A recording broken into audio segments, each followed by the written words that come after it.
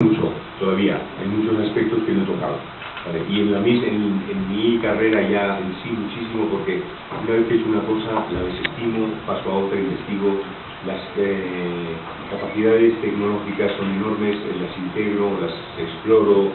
Hay una parte de mí, soy compositor, empieza por ser compositor, luego escritor, luego intérprete, luego productor, luego sé no solamente una forma de entender la música, de escribirla, sino también de hacerla sonar. Oye, una cosa, dices, esto es Bosse. Vale. Cuando tenía 19 años, Linda era lo que tenía que cantar. Era música para adolescentes. A los 25 años, la música la veía de otra manera y me habían pasado muchas cosas. Con 40 igual, 50 igual. El sign of times hace que cambies la música.